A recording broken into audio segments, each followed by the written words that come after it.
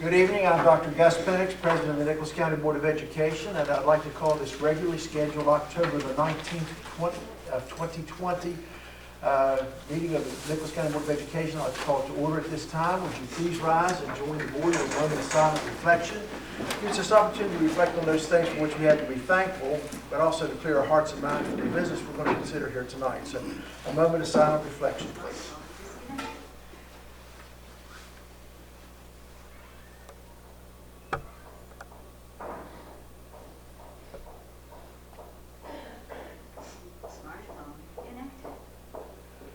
Thank you. Would you join the board in saluting our country with the Pledge of Allegiance? I pledge allegiance to the flag of the United States of America and to the republic for which it stands, one nation, under God, indivisible, with liberty and justice for all. Thank you. You may be seated.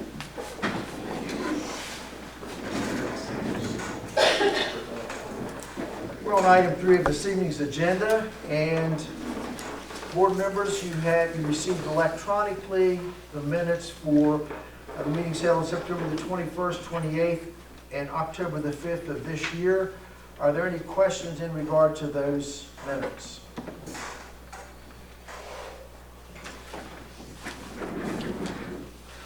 Hearing none, I'm going to ask, is there a motion to approve the minutes for meetings held on September the 21st, 28th, and October 5th of 2020 as presented?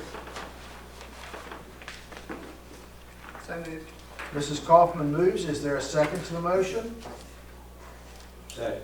Mr. Berry seconds the motion. Any further discussion in regard to the minutes for September the 21st, 28th, and October the 5th? Hearing none, all those in favor of the motion signify by saying aye. Aye. Those opposed, like sign. Madam Secretary, the motion passes unanimously. Item 4, we have no recognitions this evening. We're on item 5, which is discussion items and presentation by Save the Children. Mr. Nichols.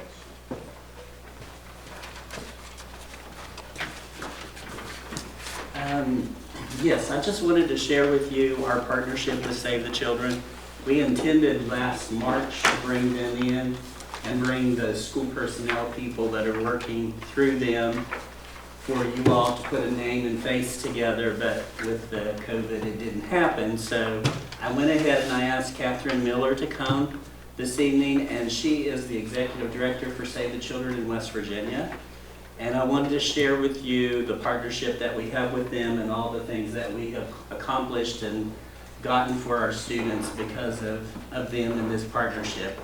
I first heard about Save the Children back in 2015. I had a friend in Roane County who had Save the Children in their schools, and talked with him about the components that they had that I thought might be beneficial to our district and to the students in Nicholas County. That started happening back in 2015. And then in 2016, when the flood happened, Save the Children called me and brought in some resources for the victims of the flood. And that kind of started and then began with them helping us write a 21st Century grant for Cherry River Elementary after school. So we wrote that, got that accomplished. All of Cherry River's after-school program is paid for through 21st Century funds with the assistance of Save the Children. And then in 2019, we added another component of Save the Children, and that's an early steps coordinator at Cherry River, and that person reaches out to students prior to them coming to school, works with parents, goes into the homes, works with them from birth to 3.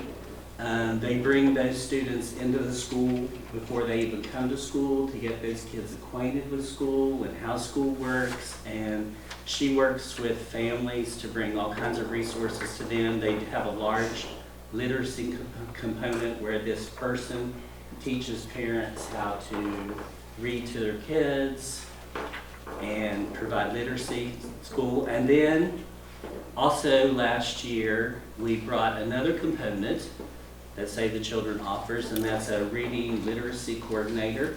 That's also at Cherry River.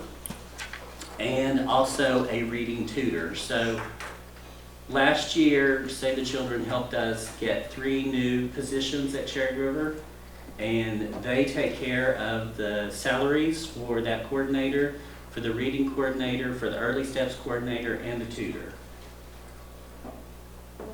all through their financial resources. And then also Save the Children does book giveaways randomly. They've brought thousands of books to our district that we've distributed all over the county in all of the schools. There's usually a Bombas socks delivery for students. Catherine just brought me some masks to send to Cherry River. There's also a distribution of magazines on the way for students. And then last week, Rocky went to their warehouse and got over 1,800 bottles of hand soap that was distributed to families and teachers. Also were Home Depot building kits that students got, which were really good for distance learners. Then last summer, they also sponsored a kindergarten boost program, and those were students who were getting ready to come to kindergarten. They paid for all the supplies, all the professional development for those teachers. I paid for the salary of those teachers. That was held at Golly River, Cherry River, Mount Lookout, Panther Creek. Those were all students that are now present-day kindergartners. And then just this last spring and summer, they helped us write another 21st Century grant for $220,000 to be split between Golly River and Summersville for their after-school program, which we're just getting started. Golly River has their kickoff tomorrow. We're going down to work with Michelle at Summersville to get their program started. Right now, they're just doing virtual instruction until Thanksgiving. But those are all the resources and things that have been brought to our county thanks to this partnership. And then Catherine's going to share with you some information. Yeah. And I also brought swag bags for everybody. Oh, I dropped one. And in this bag is a folder with some of the program information that Tony was speaking about. If you can set it.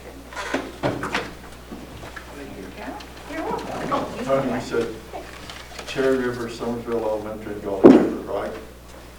After school programs, yes. Mhm. Do they still make ties together? They don't make the ties anymore. I have one, Mr. Mayor. I've got as many as I can find. Becky O'Neill gave it to me. Colors, kids' drawings. Yes, those, no, I wish they still made the ties. I can't tell you how many people have asked me, where can I get a Save the Children tie? Because they were with kids' artwork and they were so colorful and just neat. I wish they still made them. But thanks so much for giving us an opportunity to come and speak to you. I'm always happy to talk about the work that we're doing, and especially our partnership we have here in Nicholas County. As Tony said, we started conversations back in 2015 and have been steadily growing our programs and our presence here with the hope and the goal to keep growing here in the community as much as we can. We want to eventually be able to support all of your schools and as many students as we can. That's my ultimate goal. And as he was saying, so we started at Cherry River, which is an after-school program. I've been extremely successful with our programs there and found some additional funding so that we could expand our reach within that school. So we are now serving children prenatal through 5th grade at that school.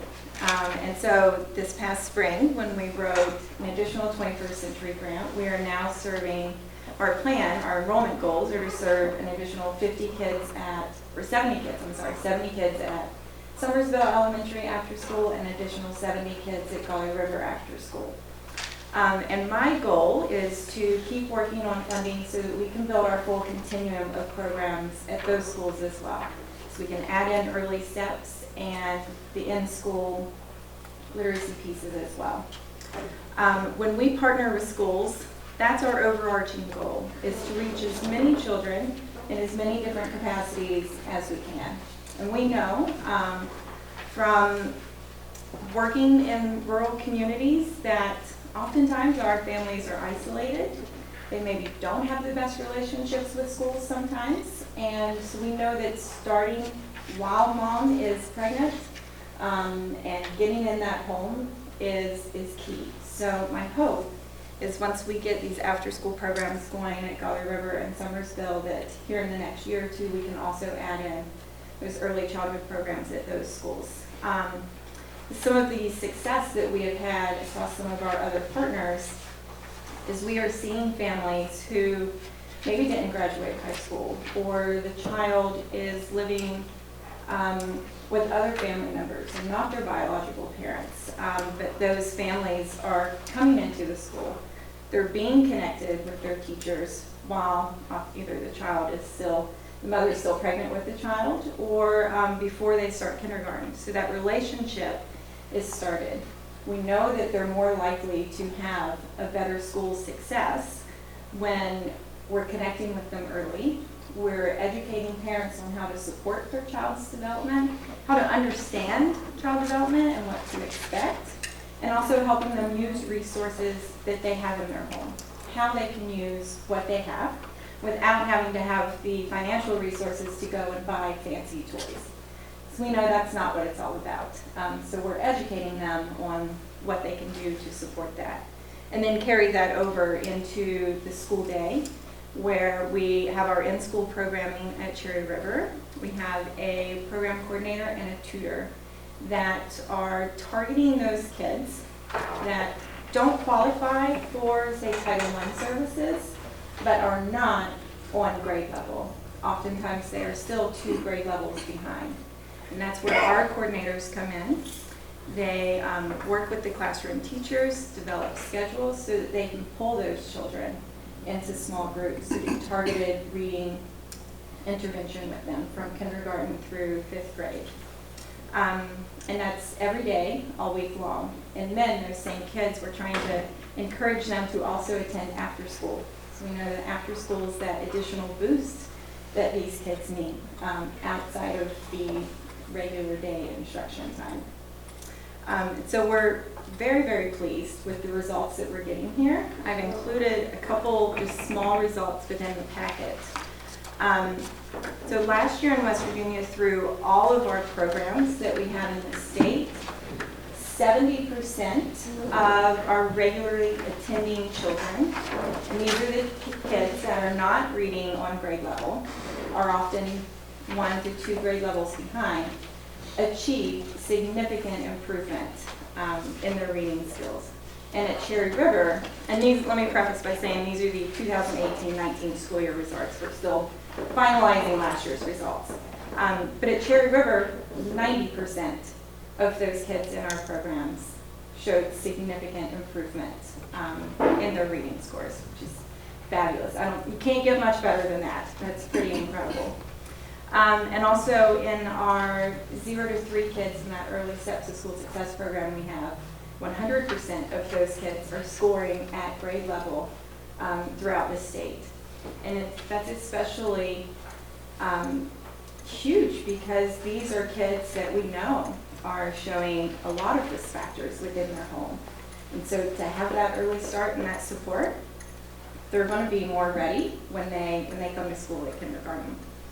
And as Tony mentioned, so I didn't bring the dollar amounts that we have provided to the county in gifts in kind, but we have, it's one of the perks of Save the Children is we have lots of partnerships with large companies that donate goods to this. So like you were saying, we get book drops, we just did soap and masks, we are getting socks and Play-Doh next month. But this past spring, through our COVID-19 response, we were able to supply the county with, I would say, at least about $100,000 worth probably of supplies and materials that went directly into the hands of students to help support virtual learning and incentives for them to keep participating in virtual learning and connecting with their teachers. And through that same support and Tony's help as well in helping us staff additional teachers, we were able to increase our reach of students here just this summer through our COVID response, through Kinder Boost like he was talking about, and in a virtual summer boost at Cherry River Elementary.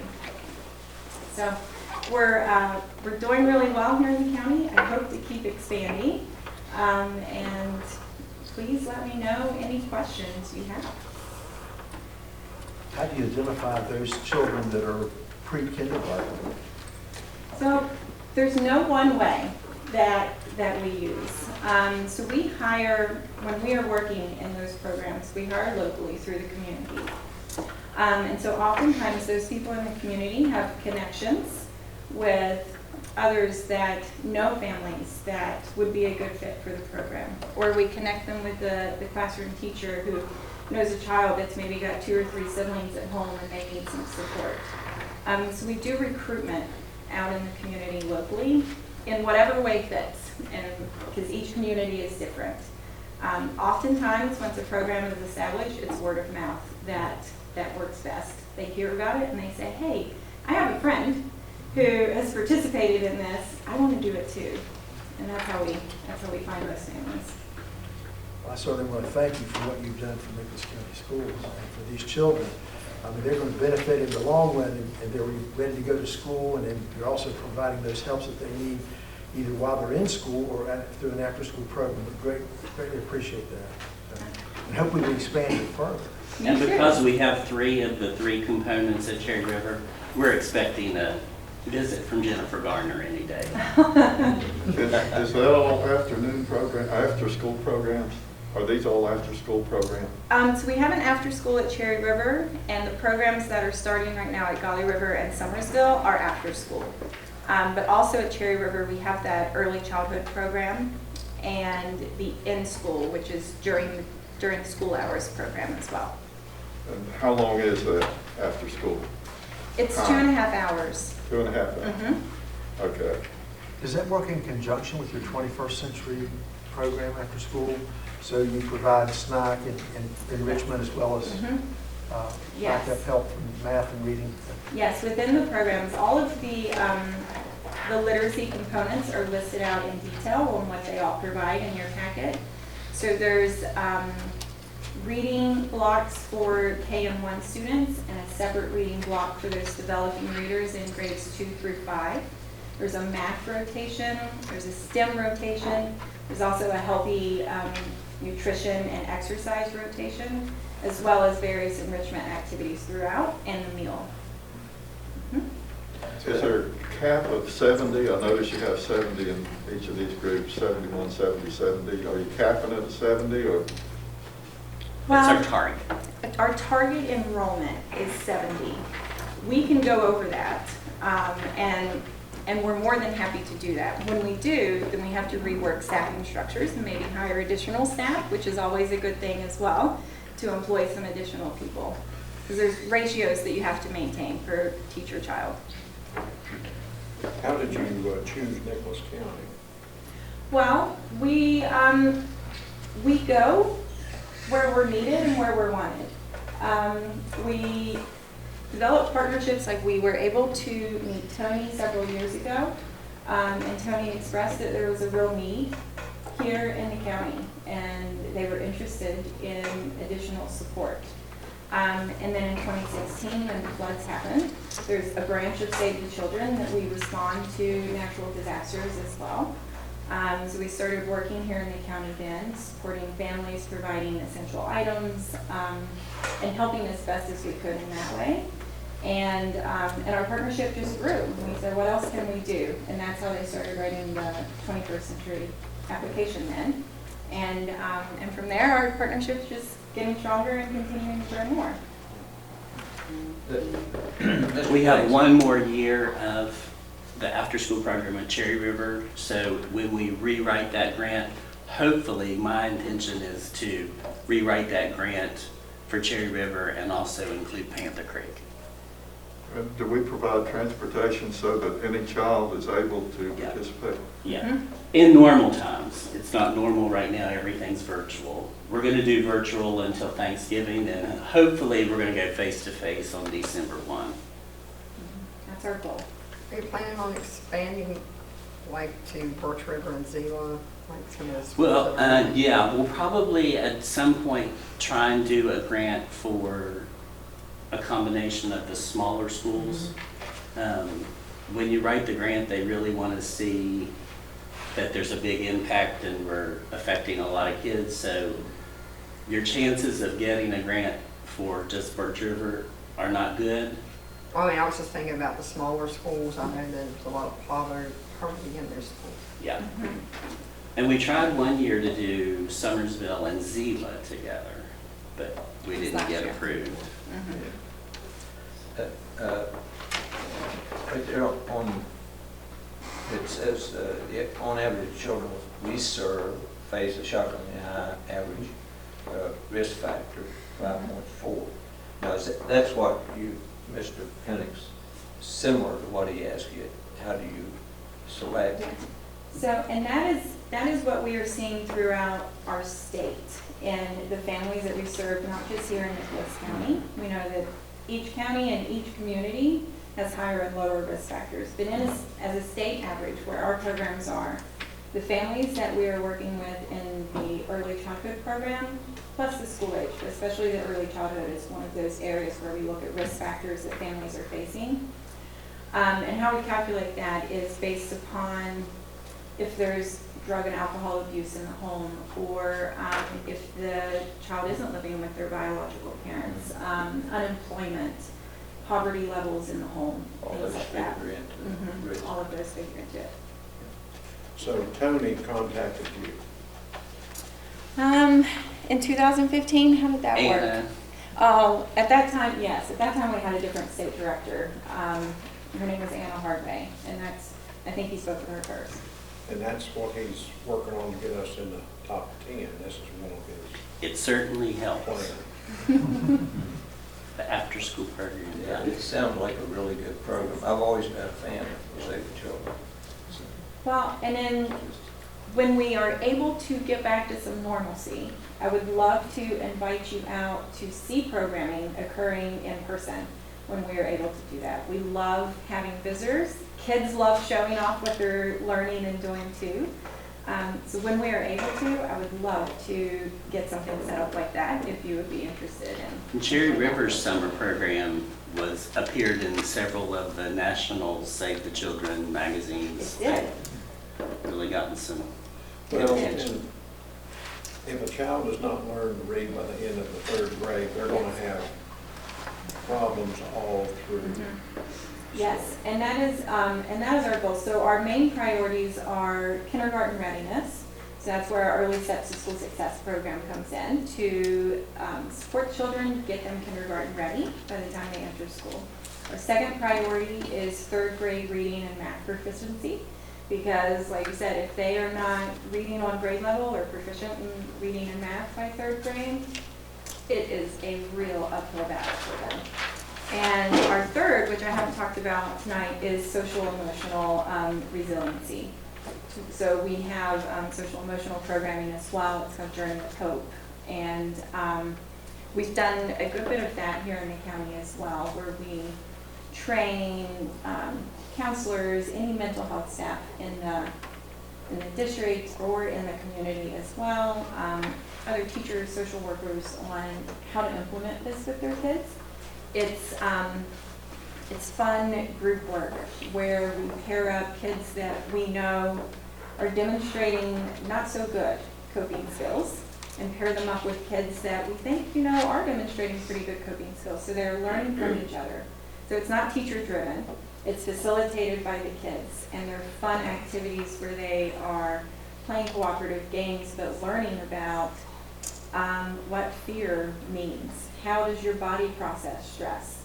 What kind of coping skills can you practice in your daily life to move forward? What kind of supports do you have at home? If you don't, can we identify supports you have in the school, supports in the community? So we're identifying all of these different stressors and things that kids are experiencing, but they don't know how to process it. They don't know how to communicate it either. So we're teaching them how to do that as well, to build resiliency skills. So we all know that our kids are up against a lot. right now, and they need all of the help and guidance and support that they can get, especially in social and emotional as well. It sounds like a good program for all students. We try to. Golly River I'm is, sure I'd been a better person if I'd had all that. Golly River is kicking off their after-school program tomorrow. They're doing a drive-through kind of thing, so I think it's at 3 or 3:30. What about Summersville Elementary? Is it ready to go? No, we've had some challenges there because we haven't been able to keep a good staff. We haven't gotten full staff there yet, so we're going down tomorrow to meet with Michelle to work on getting that one up and running. Yeah, Golly River's at 3 tomorrow. Yeah, but we'll get there. Summersville will get up and running soon too. So anytime you have staff turnover, it slows things down a little bit, but we'll get there. Do you use the staff at the school if they volunteer, or do you add new staff? We usually post the position, and then we usually post it as a blank position of anybody on staff who wants to work it and we need it, then you can work.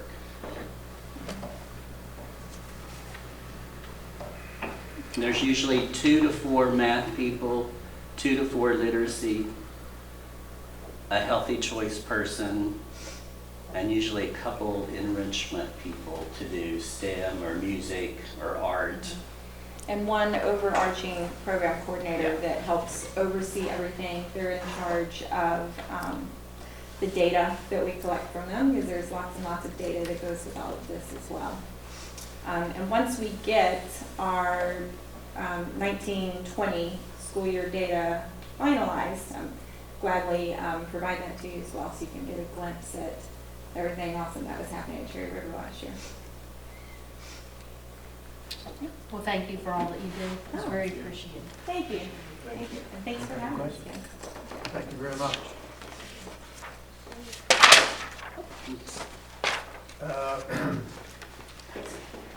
Thank you, Mr. Nichols, as well. Action items. Item 6, approval of the contract with the LPN, Amy Minter. Lydia Young's not here. You received that electronically. Are there any questions in regard to that LPN contract? It's to help a kindergarten child. I think it is, medical situations. Item B, approval of the updated social media policy. Mrs. Atkins. And you also received that electronically. Yeah, Chris and I are gonna double team it here a little bit. I'm gonna talk about the legal implications, and he's gonna talk about the technical stuff. And actually, just a bit of housekeeping. When I emailed this to you, for some reason, I had the one change that we made in red, and anyway, so on page 1, the very first paragraph, the last sentence from the bottom, we're going to strike the word lose, confident lose, and put disclose. So that sentence will read, a social media blunder is a critical problem with the potential to injure students, employees, guests, and others, to disclose confidential information and data, to set back any progress that the school district has previously made, and subject the user to a, or the school district to litigation. And for whatever reason, I don't know, I must have just overlooked it, but anyway, the word disclose needed to be in red and strike through lose. So that's the only change. The rest of it is purely, there were some grammatical mistakes that I fixed, and basically just cleaned up the formatting a little bit and make it a little bit easier to read. Well, I spoke with Chris about this earlier. He said, we may want to leave disclose or lose, because Chris said sometimes we lose information with our database that we deal with, and that would be a social media blunder. That's why he put that in there, I think. Either way, I think it's, So, well, if no one objects, I can put an or in there and leave lose. No objection here. Okay. Yeah, So, now I'm just to kind of tell you a little bit about the first paragraph. There's some key language in here that I think that's important. You gotta back up a sentence to the, 1, 2, 3, about the fourth line from the bottom on the first paragraph. It says that the social media policy is to establish rules and guidance for use of social media by students and employees, collectively users, and here's the language I want to bring to your attention. When such use has a rational nexus to their user's employment or school environment. That's some legal phraseology there. Under West Virginia law and multiple grievance board decisions, the only way that you can hold an employee accountable for their off-duty conduct is when that conduct has some sort of rational nexus to the user's, to the person's employment. So, anyway, so you've got to be able to demonstrate that. So that would be, for instance, like you couldn't teach a class because you created such an atmosphere that would make it impossible. And actually, I think that's what happened in Cabell County. If you recall, you had a teacher who made some disparaging comments about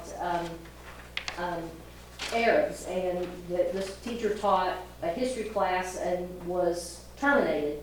And the grievance board upheld that termination because she had Arabic students in her class, and she made these disparaging comments about Arabs. So, the idea was it was going to be difficult for her to teach students that she'd made some racially motivated comments about. In another instance, the grievance board held up the termination of a purchasing agent who had been charged with financial fraud. And they were able to draw the rational nexus there. This person was in charge of purchasing and writing checks, and it was a position of trust, and he had committed financial fraud. So that was upheld. But some things that haven't been upheld was a teacher who had been dismissed for shoplifting. The grievance board said there's no nexus there to what the teacher's teaching, so that teacher couldn't be held accountable for that at work. So that's why that language is there. It's really important, so that before you could discipline any student under this policy, we'd have to demonstrate that what that conduct was had some sort of relationship to the employee's job duties. Now, and of course, anything that you do in a social media policy in terms of what you tell employees they can and cannot do, you have to balance against the employee's First Amendment rights. Because we're a government entity, the First Amendment applies, and so you have to be very careful about restricting free speech. And that's kind of like a point that a lot of people don't understand about the First Amendment. They think, well, some grocery store said you couldn't wear this shirt in here, they violated my First Amendment rights, and that's not true. The only entity that can violate someone's First Amendment rights is a government entity. So the First Amendment protects speakers from government agencies like us. So the First Amendment definitely applies to anything that we do. So you have to be very, very careful when you wade into this issue of employee speech, because not only are you're implicating kind of their job rights, and they've got rights under the grievance board statute and personnel laws, but then they've also got those overarching First Amendment rights. So you have to, especially when it's political speech, you have to balance anything that you do against that. And then there you've got kind of the definitions, and I'll let Chris talk about the definitions. Social media just encompasses a wide variety. I don't want to read this word for word. You guys have the policy, you can read it. But social media just encompasses blogs. There's people can write novels and have a discussion. Microblogs like Twitter, that's just a short blurb. Social networks, Facebook, media sharing, Google Photos. There's a ton of ways to share media now. So wikis. Everybody knows what a wiki is. Wikipedia is what you look up.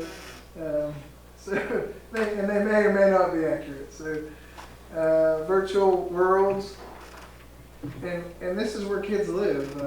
Minecraft. That's a virtual world that kids build. We have educational versions of it, so not all those are bad. Messaging apps.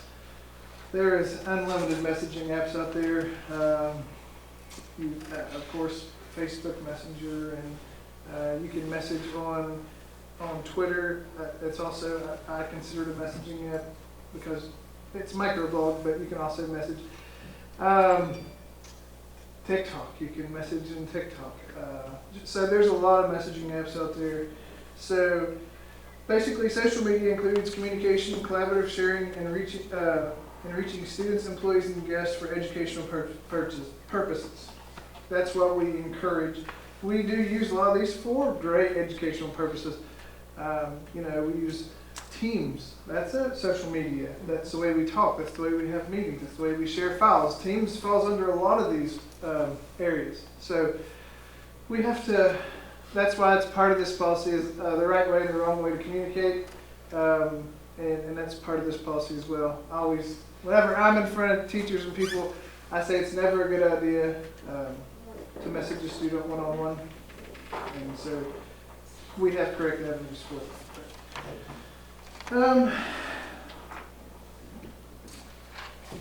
Basically, that's our definitions of social media. When we go down through there, Well, are you ready to go? Yeah, I was ready to go. Okay. The electronic communication audits. This gives the school district the right, but not duty, to audit and review communications that are sent or displayed or stored or whatever on school devices and over school systems. So that's like you got a BOE cell phone or a student iPad or an employee laptop. This board has the right to audit that if necessary, or if someone is sending stuff over the school system. And of course, if they're sending stuff over the school system on personal devices, this policy also gives the board the right to review that, because you cannot use the school system. For instance, there's certain things that might be legal to do in your home on your private internet, but is illegal to do through a school system. For instance, like pornography. Of course, child pornography is always illegal, but some pornography sites, if you're at home in the privacy of your own home on your own device, it's not illegal to do that. But as soon as then you do that search on a school device or the school internet system on your private device, you violated the law in this policy. Yeah, and we have the right. So basically, what it says is there's kind of two scenarios. One is you're using our network with your device, or you're using our device. It doesn't matter whose network it is. If you're using your device, a personally owned device, on a school network, I have the right to monitor that traffic. Okay? If I have reasonable suspicion that you have information on that device at school, we can get a subpoena and check that. So that's just the law. It's illegal to possess any type of pornography on your device in our location. It doesn't matter if it's your device or not. It cannot be on your device on our facility, in our facility. So we can't just take it and go through it, but we can get a subpoena and do that. And if it's a county device, which we've had many times, people's had county devices, that we've had questions of whether it be an inappropriate relationship with a student or whatever, we don't have to ask. If it's our county-owned device, we can just say, give that here. And then there's also, while we're going through audits, if you're conducting school business on your personal device, it's federal law, you're also open to FOIA requests. Even though it is your personal device, that information can still be FOIA'd. Yeah. And if you see the last sentence there, on the last paragraph there at the bottom of page 2 says, this policy is the basis of the Nicholas County Schools acceptable use policy, which students and employees review annually. So that's kind of putting the employee on notice that this is what governs that. If you go to page 3 under legal cooperation, this just means that the school district is going to cooperate. If we get a subpoena, we're gonna comply with the subpoena. Or if we have state or federal agents or police officers or anybody that has some sort of investigation, we'll assist with that. Under atmosphere there, the intent is to maintain an atmosphere that is conducive to the efficient delivery of our services to our students. So if got to comply with all of our NCBOE policies, including the safe and supportive schools. So there may be a lot of online behavior, while it's technically a violation of the social media policy, it's going to fall under some other policy like safe and supportive schools, and that's what will be the basis of your discipline. Number 3 there is reporting, which when we had our committee meeting last week, we talked about adding language in here that said users were encouraged to report any violations. And I think that was Mr. Musso, I think it was a suggestion and it was a good one, but it was already in there, so it's right there, that very first sentence there. And number 4, under accounts, this gives the superintendent the right to direct the tech director to access user social media postings if the posts were made from BOE systems and equipment. And you do have a lot of school pages too. You know, I think both the bands have a page, the football team has a page, the cheerleaders have a page, and plus schools have pages. So that would give us the right to have access to those. It also kind of puts the employees on notice there that you really don't have any such thing as privacy on social media, even if you set it to private, even if you're sending a private message to somebody, it's not private. You live in an age, how many you get on Facebook and you see screenshots of text messages and things. People can take a screenshot of that and post it. It might have been a private message or a text, but that's all it takes is that screenshot and somebody else can share it to the whole world. So employees need to be mindful of that. All right, social media regulations and procedures. Well, and that they're under privacy. That's again, this is just letting the employees know that they have, and students that they have no expectation of privacy in anything that they create, store, send, or receive, or display over the school system or a school device. So if you check your private email at work, and I had this happen one time, there's always an expectation of privacy. I think it's, what's it called, something, client privilege? Attorney-client privilege. That happens everywhere. But I actually had a teacher one time to check their email. That was an email from their attorney on a school network. Didn't even mean to see it, but we do watch our networks. We do have to watch what kids send. We have to monitor bandwidth. It's just part of maintaining a healthy network. And they was mad because we saw what their lawyer said to them. They checked their personal email address on our device, on our network. Employees have, and students have no expectation of privacy on our devices or on our networks. That's basically what that's saying. Before you go ahead. I was just gonna say, we have that highlighted there. Is that because it was inserted, or are you just drawing attention to that? I just draw attention. I Yeah. highlighted that whenever I made the policy. Okay. Yeah, that was original to the policy. One other thing on that, in the second line, at the end of the line of the highlighted area, CIS, I think I figured it all out. It's county information system. Computer information system. Somewhere wherever you start that, you should Define after that. put community, or what? Computer information system, CIS in parentheses. I just got off a little bit on that, so you might do that someplace. We'll learn Okay. the first time you introduce it. Okay. Under personal responsibility, this is just putting employees on notice that they may face discipline for their behavior that violates NCBOE policy or law, even if they're off duty. And students. So, you know, here's kind of the, you know, the test, which it goes back to that rational nexus. You got to have a rational nexus. If it affects the employee's job performance or the student's ability to learn, or if the conduct becomes of such notoriety as to significantly and reasonably impair the capability of the teacher and or school officials to discharge their duties. So think that right there was the teacher in Cabell County who, you know, who made the racist remarks about people of Islamic, you know, those followers. So it made it impossible for her to discharge her duties because she had those students in her class. And there's also some examples of some inappropriate communications. That's anything that would violate confidentiality. So you can't get on social media and complain about Billy Bob not doing well in class, Billy Bob flunked a test.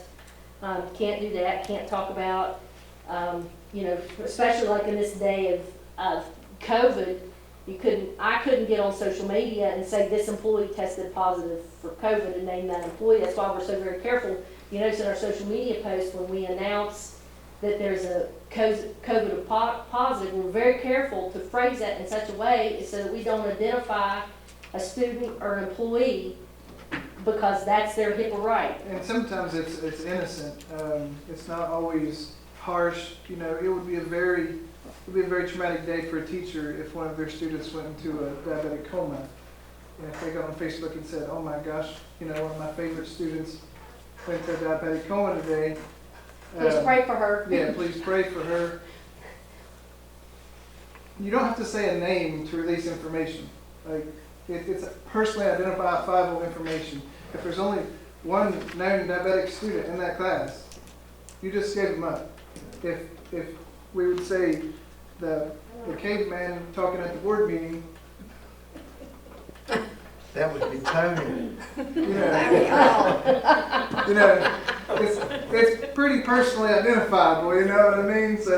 So innocent things can happen as well. It's not always in a bad or ill-intended way. So this just kind of says that's HIPAA information. So. Right, and of course then, child pornography is always inappropriate and illegal, sexual exploitation, bullying or cyberbullying, and, anything that you use, any information, photos that you use of the student without their permission of the parents or guardian. Any kind of posts or statements or images that violate our policies, proprietary information of the school district or the vendor. So, probably the best explanation I could find for that is, you're working with ZMM and, there might be some design trick that they have that's a patent or some process that they use that they own the rights to that, and if we would disclose what that was, we could be violating their trade secrets. And of course, Number 3, do parents sign some type of a disclosure that says whether they allow their Yes. children to be photographed or not? well, they actually, they opt out. They have to opt out. Well, most schools, there's 2 ways that's handled. The federal government says that everybody has an agreement. If you don't opt out, then you can release their kids' directory information. You have to specifically opt out. It's a given consent until you opt out. But most schools, anyhow, I know I got 3 kids and all 3 schools sent home a form saying, yes, I give the school permission. It's an exact permission to do so. So most schools do both. They sent home the form to opt out of directory information to be released, and they also send home the permission forms. So, if someone, I don't do social media, but if someone, like they did like a message to their friend, and they said something in there that they really shouldn't have said, and then this friend screenshot it and sent it out, could that employee be held responsible for, even though they sent a text to somebody Yeah, in, if that person, In a private that has conversation, happened? if that person didn't have a right to know that information, if I tell somebody that I go to church with, please pray for employee X because they tested positive for COVID today, and then that friend takes screenshots that and posts it on Facebook, that's on me, because I told her information she didn't have the right to know, so that's on me. Now, if that other person was the nurse and was going to have access to that information anyway, and that person broadcasted it, it would be on them. So there on page 5, if you go about halfway down the page, it says never use the social media site to discuss an NC student or employee in a way that is or could be perceived as derogatory, critical, or in any manner that could be considered libelous. So obviously, we couldn't stand for teachers or staff to be making disparaging comments about students or other people that they have to work with, because that goes back to that atmosphere and being, having the ability to discharge their duties. If you're co-teaching with somebody and you get on Facebook and you know, talk about what a no good person they are, you will have a hard time having a working relationship with them. Yeah, you notice that says staff, students, staff, administrators, and parents or other districts. So it says clearly, do not, do not, I don't even know how to say it. Dinner break. Yeah, or insult others, including staff, administrators, parents, the district, or other districts. So it's okay to disagree. We can disagree. We can say, I don't agree with this decision. But it's crossing the line to say, they're no good so-and-so because they made this decision. That's insulting. That's not acceptable. It's not acceptable to say that somebody, for a teacher to say a kid is stupid, or another kid to say that another kid is stupid. So this policy, it's clear in this policy in several spots, this is for everybody. It's not just for students, not just for teachers, not just for school personnel. It mentions central office staff. We're not allowed to either. I don't think we mentioned this. Does that go also for students doing the same to teachers? Yes. It clearly says, including students, staff, administrators, parents, the district or other districts. So our employees can't go on there and say, this county's superintendent's stupid, I can't believe they made this decision. Well, I mean, what about if a student makes a comment about a staff member? Well, again, It depends on the depends comment on the and if it meets, circumstances. it has to meet Right. the nexus that affects the educational process. If it interrupts the educational process, if the comment is so egregious that kids refuse to go in their class, or if it interrupts the educational process, that's the rational nexus that gives us the ability to bring discipline if warranted. Right, so people have a right to express an opinion, and they have a right to express a strong opinion. And actually, if you look at like the last sentence there, before you get to personal electronic devices, it says, this provision is not intended to prohibit the right of an individual to comment on matters of interest to the general public. So that right there is kind of a nod to that employee free speech rights that you have, or even student free speech rights, because we're a government entity. You know, students have some First Amendment protections from us as well, and students have the right to go, on Facebook and say, I don't agree with how this teacher's delivering instruction. So it's really hard for me to stand up here and say what would be a conduct that could be disciplined and what's not, because this will be very fact specific. This will depend on the circumstances and whether or not it affects the educational atmosphere at school. So this policy is dealing with our internet system and our machines, right?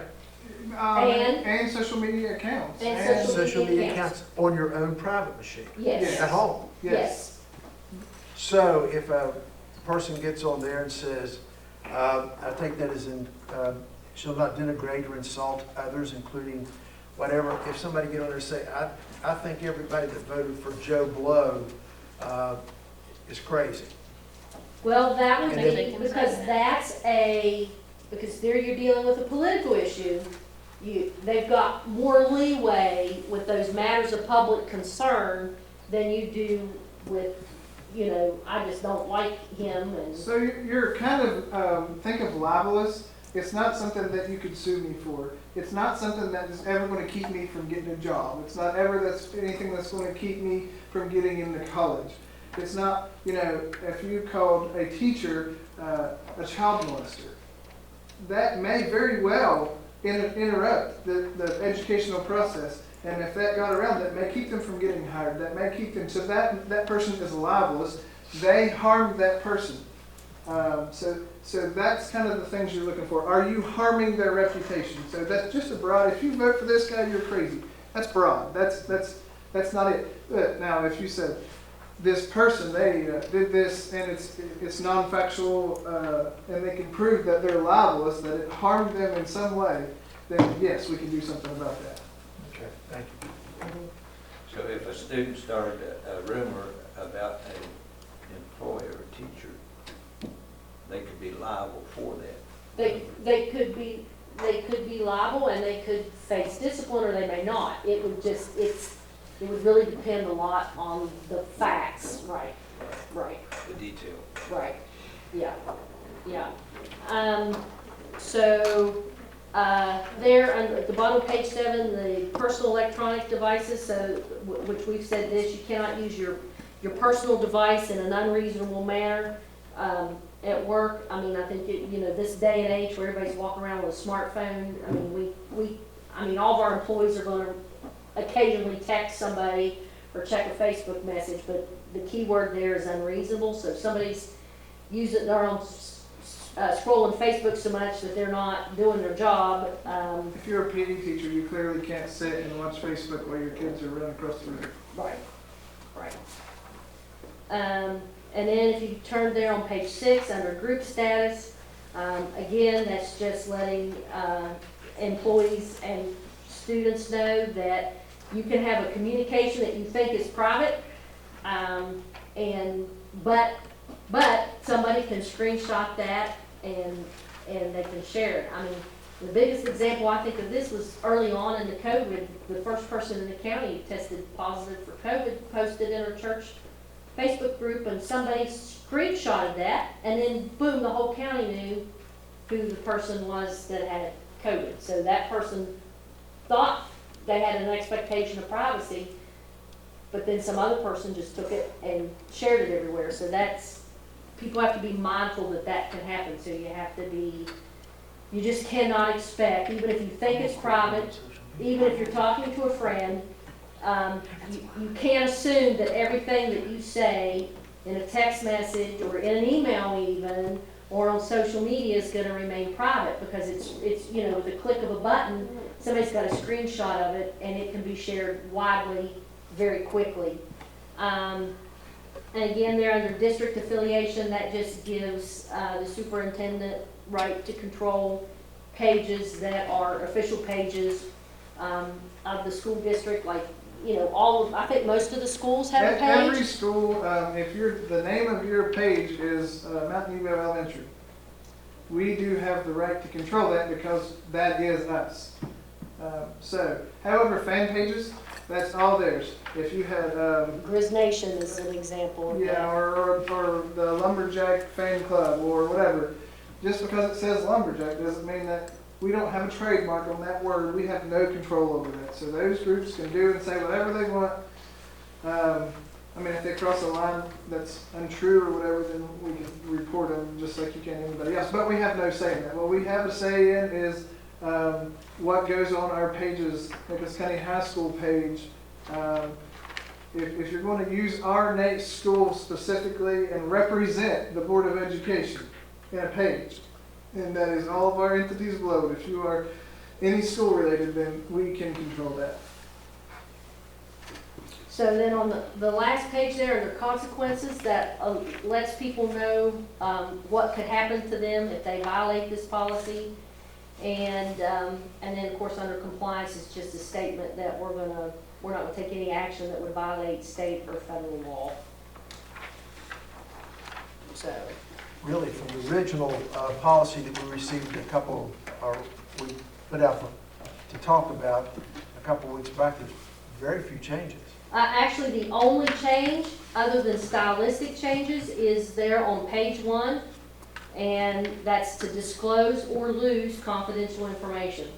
Okay. So that's the only change. So really, I don't even think you have to put this out on comment. I think we can just, because we really didn't really change it. I think we just clarified that. So you, of course, could put it out on comment if you felt like you need to, but I think you'd be justified in approving it tonight. Just a quick summary of the whole policy is to maintain a safe and healthy working environment. It protects our staff, our students, everybody. And so nobody's trying to stifle anybody's voice, but we do have to have a set of ground rules to maintain a safe working environment. But we also have to respect First Amendment rights. Correct. Yes. Now, there was so much in this. Normally, you don't go into this detail in a policy, really clearly stated, but there's so much that we thought it'd be better if they went over with all the board together and we discuss it and kind of understand it a little better. And we did find that we had 2 policies on file for social media. In fact, I got the wrong one. I hadn't even seen this one. So, Any further questions for Mr. Hanshaw or Mrs. Atkins? Well, first of all, thank you for your work. Mr. Berry, thank you for heading up that committee to work on that policy. And I think it's a very sound and solid policy, and it tries to deliver a fair system for all people to use social media and devices, the school and that type of thing, yet protect the private rights of people. And appreciate the work you've done there. Thank you. You also received electronically this evening, or we got it last week, the contract with Meg Ashby for mentor teacher. Mr. Nichols, would you come forward in case there's any questions? Are there any questions? Well, first of all, are there any questions? Oh. What? Mr.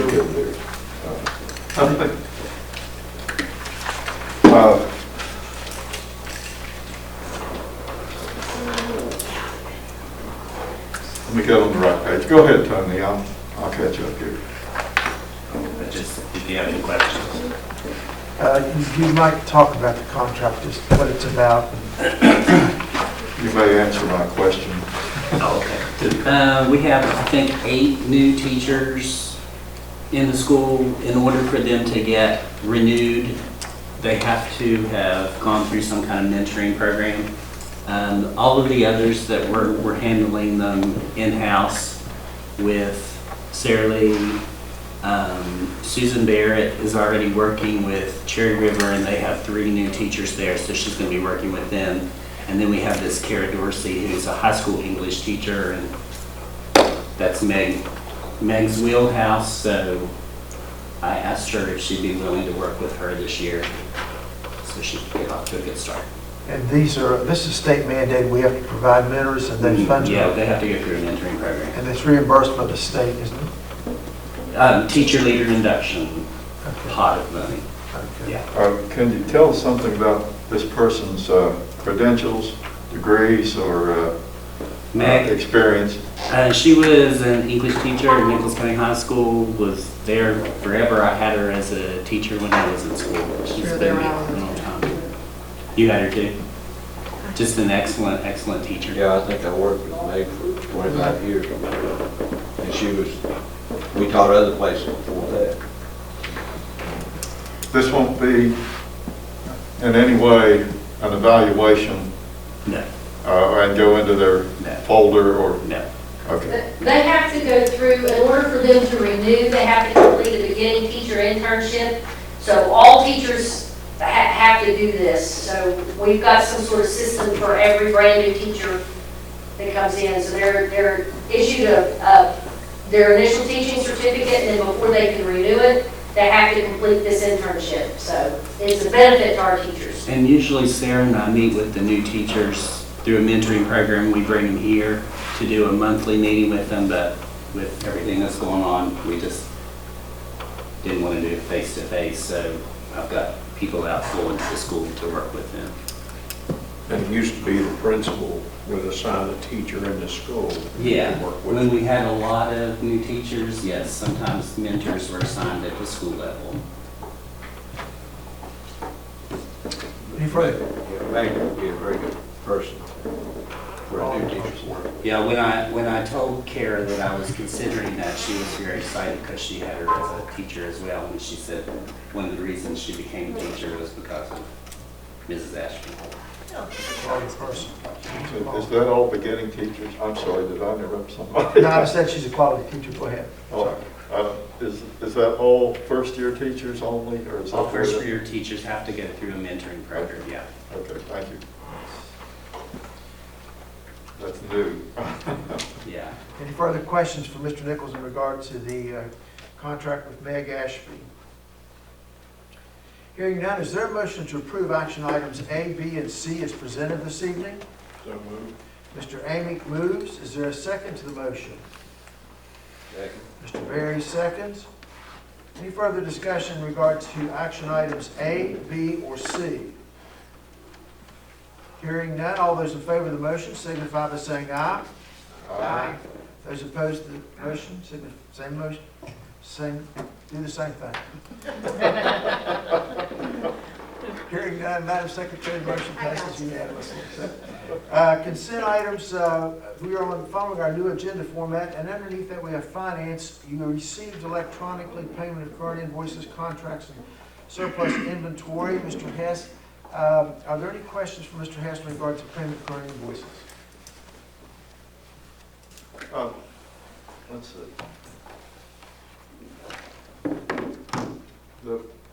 Is that CMM change order under this, or is it under another? It's under the It's in- contracts. Under contract, okay. There was Rocky, Yes. you back? We had a bird nest that had to be removed. And it cost us about 2,600. You're probably talking about NCHS at Yeah. the football field there at the park. Got the tallest light pole, 135 feet up in the air. I forget the name of the bird, but it looks like an eagle or something. All spray. It's a huge thing. Wow. It's an endangered species. I was gonna say, must be an eagle nest. Yeah, and we have to, it's happened twice, I think now. We have to rent a lift off of United Rentals to get up there and take it down. That tall, of course, you wouldn't find one around here. Yeah, the fire truck will go 120 feet, some of those fire truck. Yeah. So we have to rent this lift with United Rentals. It is expensive. Every time we've done it, twice we've done it now, we put something up there designed by DNR so it won't come back. And it came back the first time, so we're hoping it doesn't come back this time. Yeah, it's on one of the lights. The tallest light post up there has a catwalk on the backside of it, Oh, and it okay. builds its nest on a catwalk. Oh. That's an unusual case then. Yes. Yes. Okay. Any other questions in regard to payment of current invoices? The Centimark, 110,748, is that, like, when they complete part of the contract, then we pay them a certain amount of the Yes, original bid? we pay on a percentage of completion, and so that was the last payment to Cinemark, which actually just represented the retainage that we were holding on the whole project. Okay, and then there was signs, wrap signs, $4,406. What were those signs? What in the world Those cost were, $4,000? Like graduation. pardon? Graduation signs.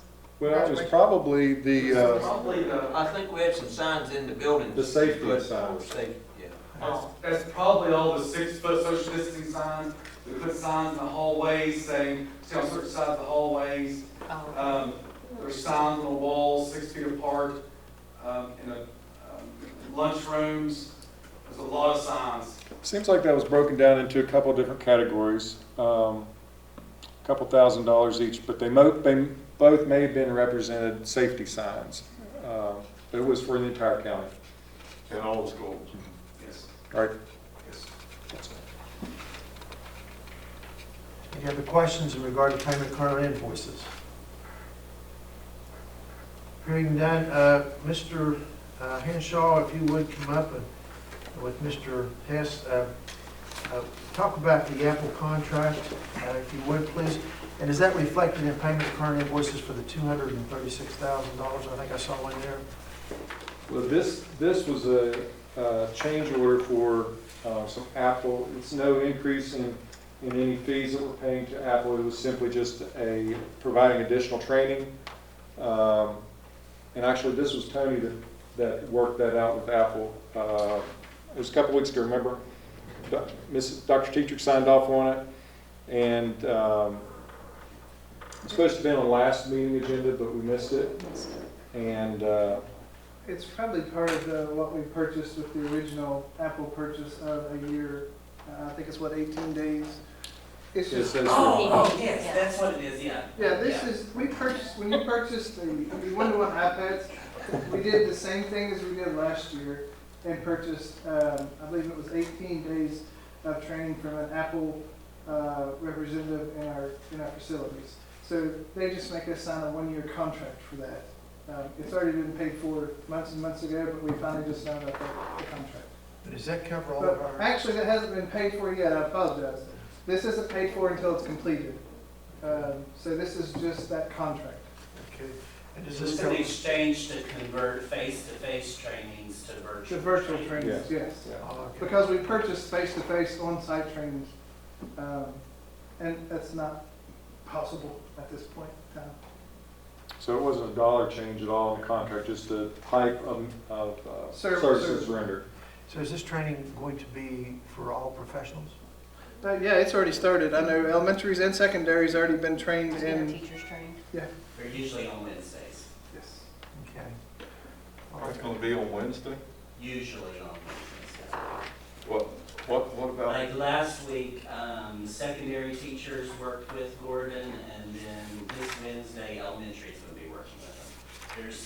But that's the only day parents are able to contact the coordinator with questions about the, It doesn't last all day, it's like 90 minutes. It's Principals scheduled. have that covered. our Principals schedule have will that covered. still stay the same? That schedule will stay the same? Well, it's scheduled times, so. No, I mean, the schedule for the contacts. Principals have all that covered. Yes, the schedule that was put out for Wednesdays for teachers and for parents to be able to come in and have the training and come in, principals have all that covered. Rocky, is that interfering with cleansing now, or is it pretty much okay? We're doing fine. Yes. I had a parent ask about that. That's fine. Kevin, the purchase for Richwood Middle School health materials, is that physical education? Equipment? It's health core curriculum for middle school that we approved last spring. Yeah, it's textbooks. Oh, it's textbooks. Textbooks, yeah.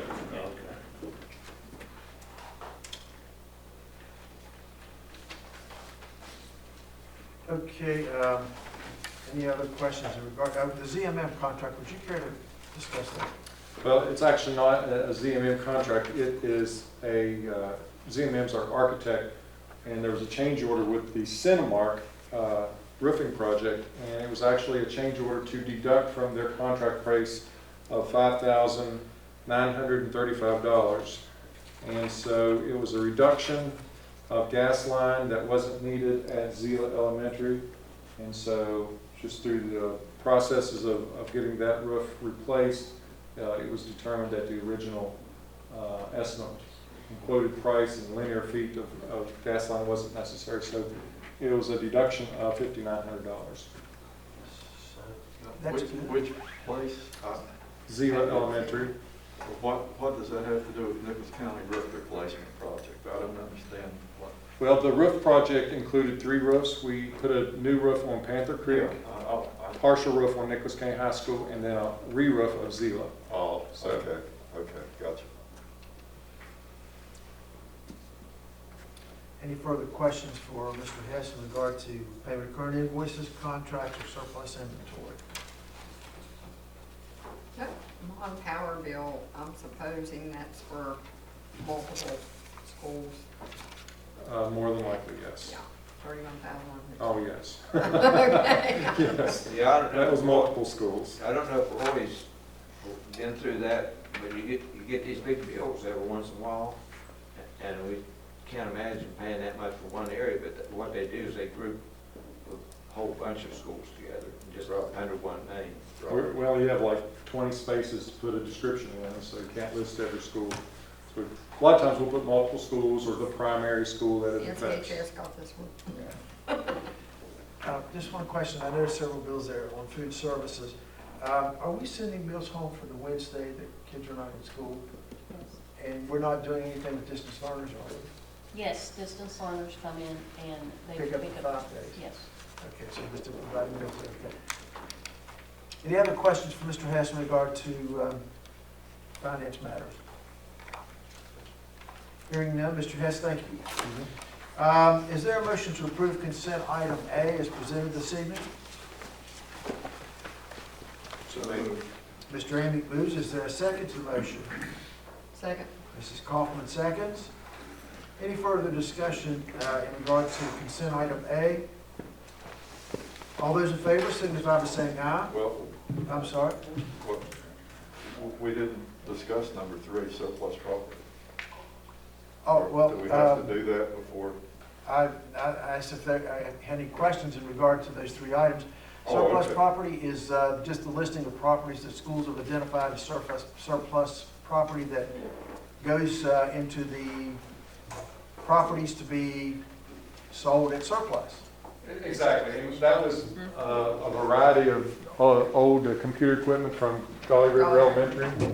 Wasn't in our typical format, but it was just a massive list, which we will collect and will be sold through our processes of getting rid of electronic equipment. Yeah, a lot of times we end up having to pay somebody to take that stuff rather than being We auctioned. found a recycler that pays us to come and get it, not a whole lot, usually about $1 a machine.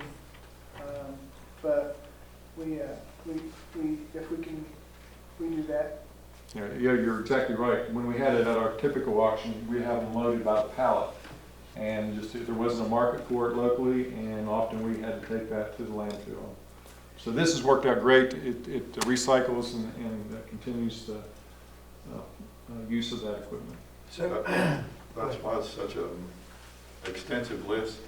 Yeah, Chris may be able to tell you why there was such a, It's pretty expensive because now every student has a computer in their hands at their desk.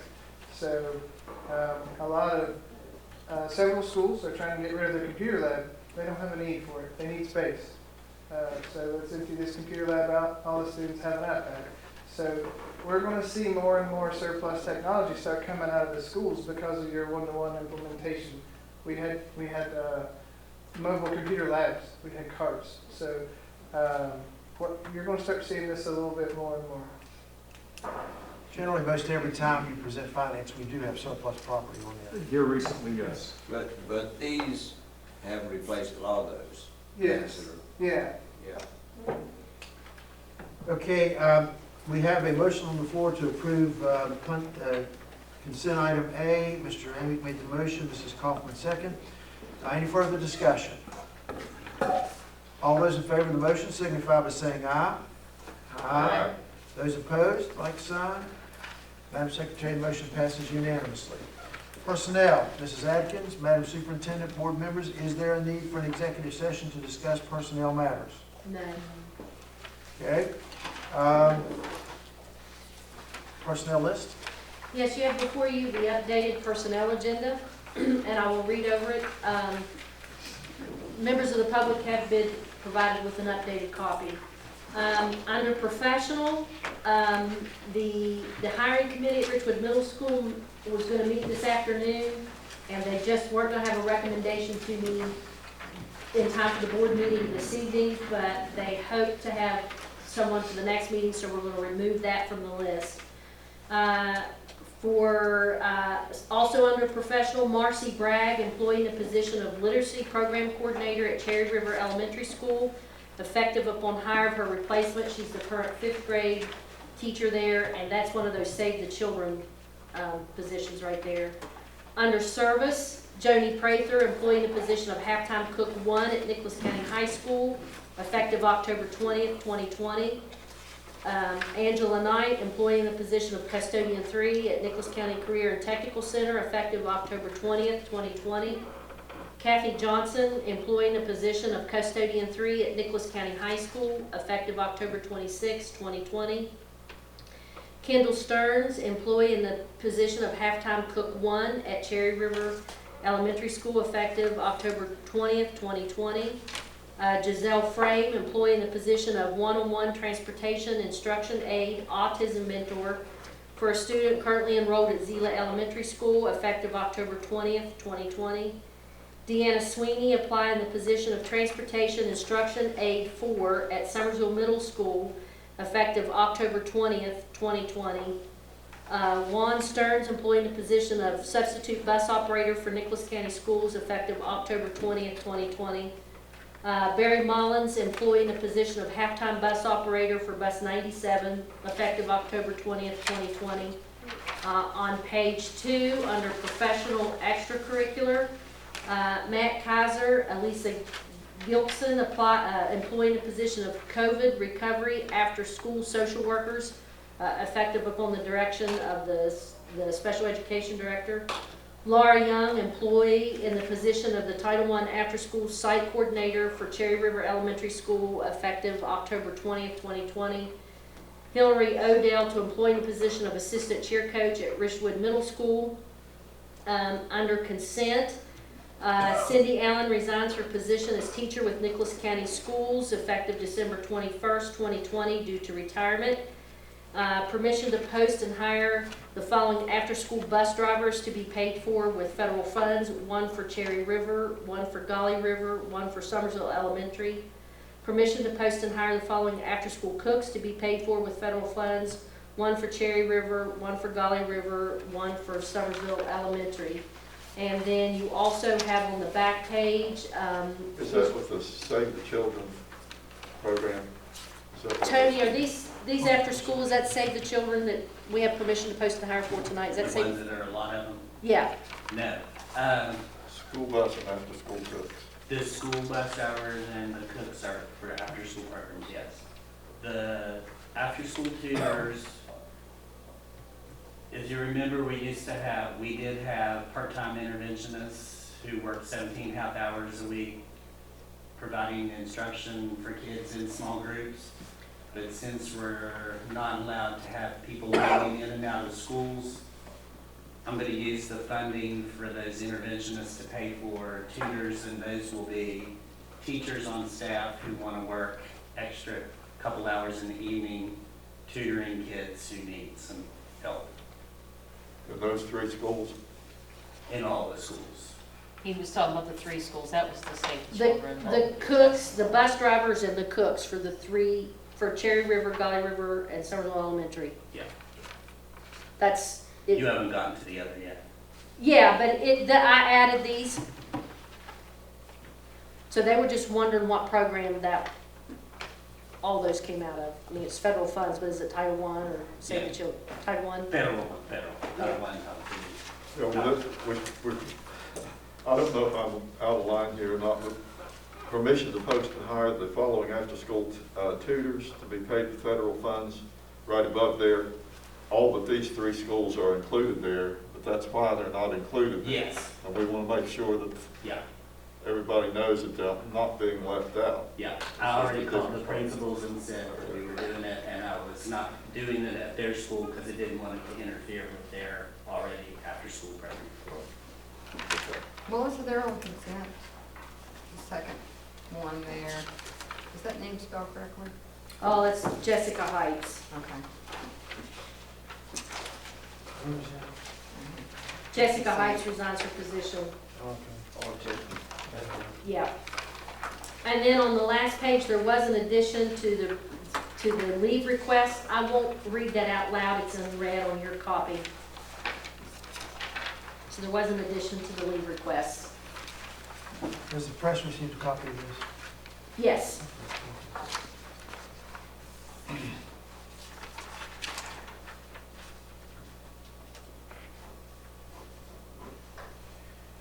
Are there any further questions for Mrs. Atkins in regard to personnel?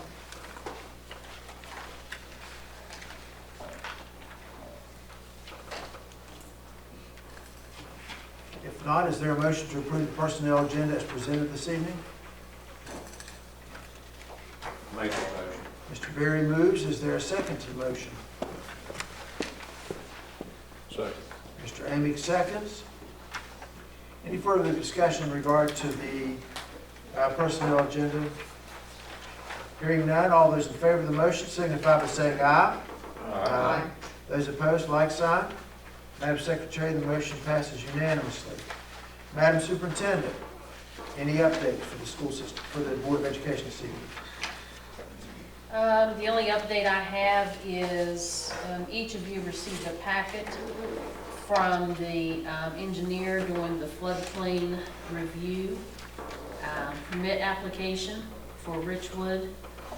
And there was 9 points noted.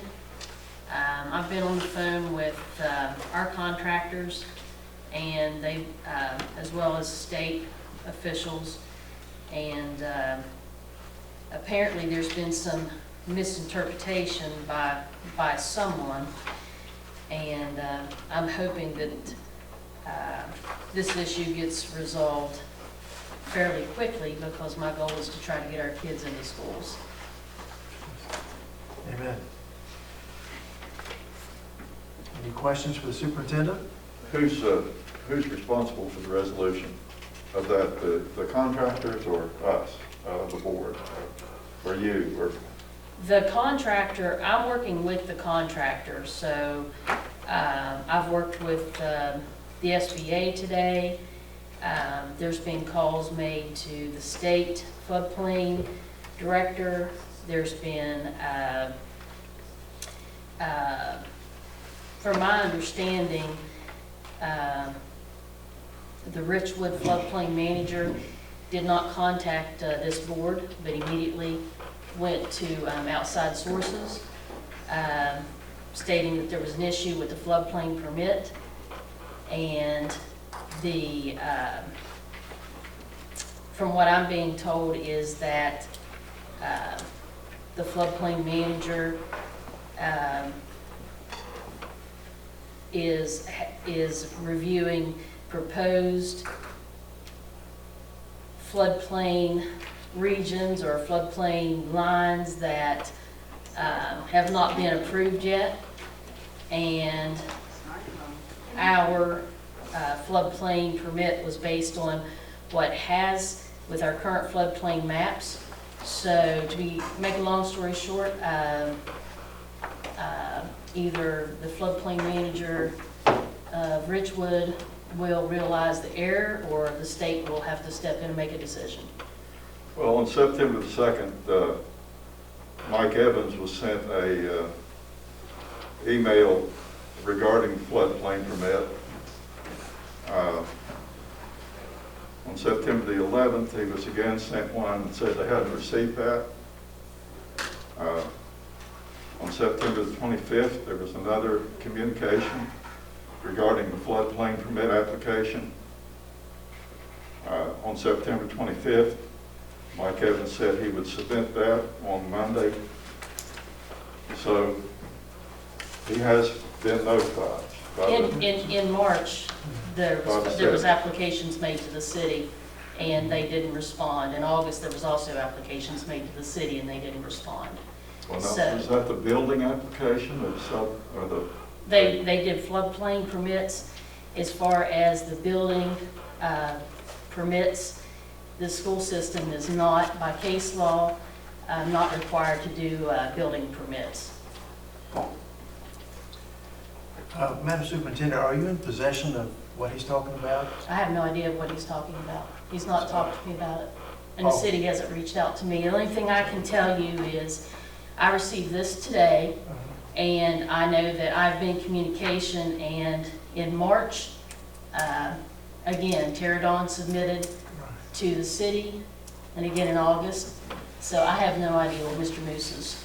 Perhaps, Mr. Moose, they need to communicate what you have to the superintendent of school, the head of the organization here, so that we can have information like that, and maybe be informed of it at least, and we'll make a decision or something or other. So maybe you could inform those people that gave you that to get it to the superintendent. And the contractor needs to go meet with the officials at Richwood to work this out, and it can be worked out. But the city of Richwood's not communicating with me, and I'm the superintendent.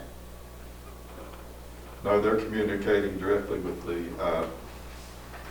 engineer. They What did not. engineer? They did not. They went around the engineers and went to others. So I have the thing of it is, there's no reason to argue about it, but if the city of Richwood wants to work with this Board of Education in accomplishing the same end goal, I would think they would be trying to work with us and work with me. And going to individual members and not coming directly to me is not giving me the information.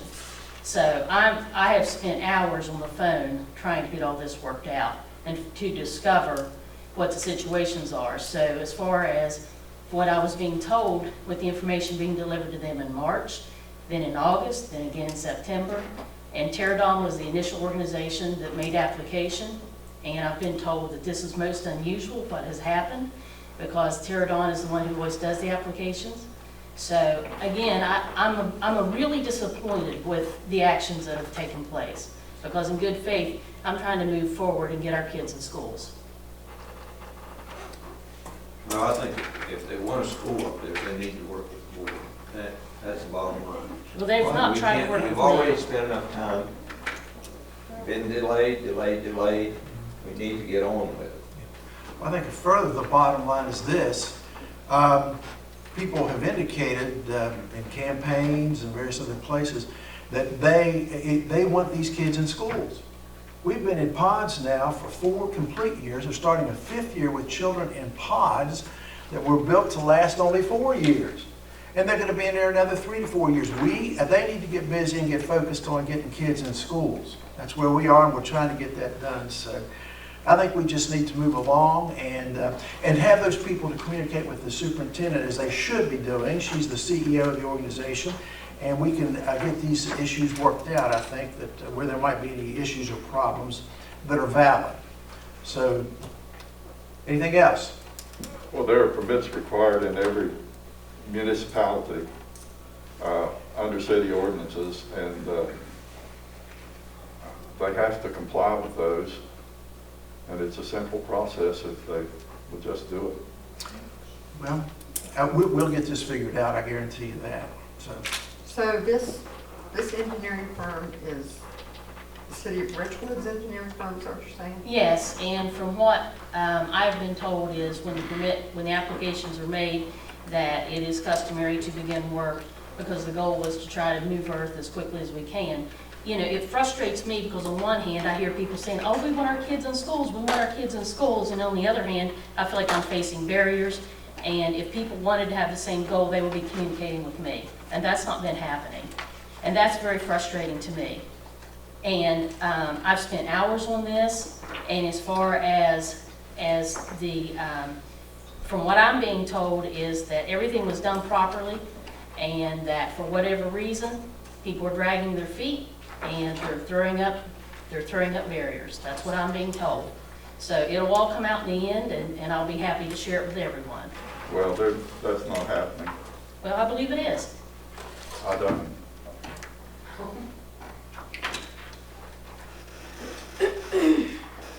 Well, anything else? Any further comments?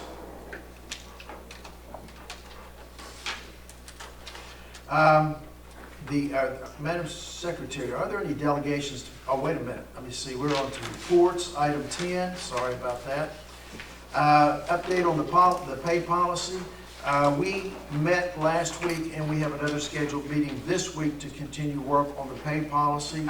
Hopefully, we'll have something sometime in November for the board to consider or to look at. We are working on that as on a weekly basis really now, so we hope to get something out to you. What's the Excuse me? fiscal? Excuse me? When will that go into effect? What's the fiscal, beginning of the fiscal year? We don't know yet. Oh, We're still working on that, and as soon as we get that done, we'll let you know exactly when that's going to go into effect, or when we would ask this board to put it into effect. will it have to be put back out for public comment if there are changes? That would be up to the board. Item B, under reports, the SESC, we don't meet until this Wednesday. That's the Educational Consortium. We don't meet until this Wednesday, the 21st, so I will have a report for you at the next meeting. Item C, Bright Horizons, Mrs. Kaufman.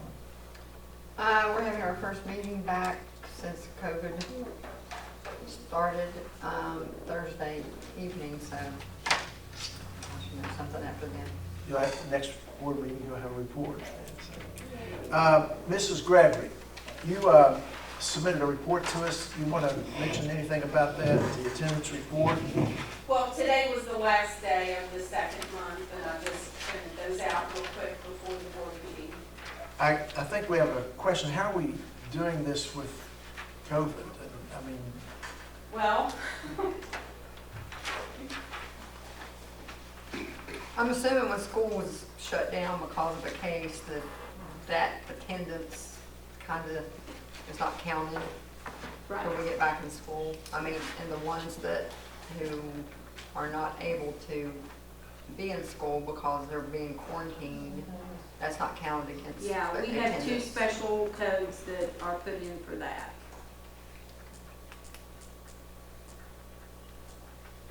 any other questions? You've had opportunity to look at that attendance report.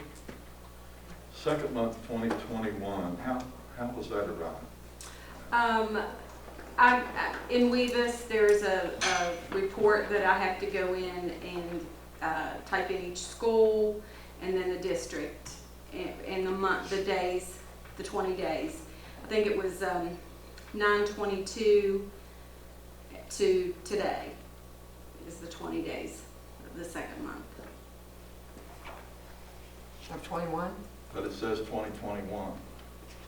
Well, this is the 20, this is the Today's 2021 school year. 10/19 of 20, it's the school year, it's the School year 2021. 2021. school year 21. Oh, okay. The comparison is last year's 20. The attendance, is that based on 2 days per week per student, or how's that based? It's based on the 20 days that we have school, that we're open for school. So, But the students are only there 2 days. right, but the other days, they're not You just marked count out. them as Right. attendance if they were the first 2 Mhm. days. If they're doing their work and they're staying caught up on things, that's So it's kind of engaged. a loose count, Mhm. basically. Yes. Okay, any further questions for Mrs. Gregory? So we still don't have, Chris, we still don't have a account. I didn't have, I have until Thursday to submit, and I was planning on today, but I just didn't make it. So we'll have that at the next meeting then. Okay, thank you, Mrs. Gregory. Item 11, delegations. Madam Secretary, we don't have any this evening. And item 12, items for future agendas, and I think Mrs. Kaufman just mentioned that, Mr. Hanshaw, we'd like to have a student enrollment report by school next month, or our next meeting.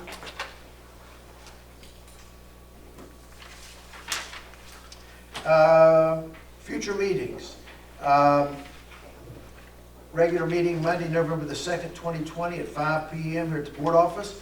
LSIC meeting Tuesday, November the 10th, 2020 at 5 p.m. at Panther Creek Elementary. Regular meeting Monday, November the 16th at, here at the board office. Regular time? All meetings are at 5 o'clock, yes. Anything else? Hearing none, is there a motion to adjourn this evening's meeting? So moved. Mrs. Kaufman moves, is there a second? Second. Mr. Berry seconds. All those in favor signify by saying aye. Aye. Those opposed, like sign. Madam Secretary, we are adjourned at 6:52 p.m.